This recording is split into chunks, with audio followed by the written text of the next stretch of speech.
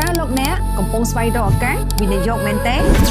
ឌូបៃជាជម្រើសល្អបំផុតឌូបៃមិនមែនត្រឹមតែជាទីក្រុងប្រណិតទេមានសុវត្ថិភាពខ្ពស់ចំណូលមិនបង់ពន្ធវាកំពុងក្លាយជាទីផ្សារអចលនទ្រព្យដ៏គួរឲ្យចាប់អារម្មណ៍សម្រាប់អ្នកវិនិយោគពីជុំវិញពិភពលោក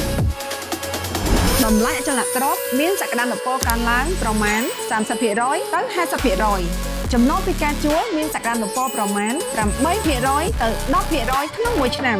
ទទួលបានកម្មសិទ្ធិប្លង់រឹងនិង UAE Golden Visa រយៈពេល10ឆ្នាំសម្រាប់សមាជិកគ្រួសារ6នាក់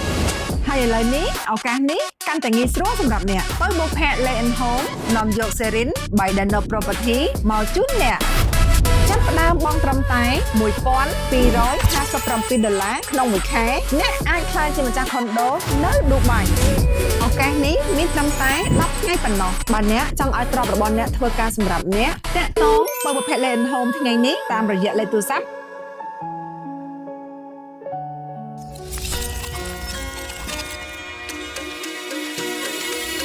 បើបុព្វ Land and Home លោកអ្នកអាចជឿជាក់បាន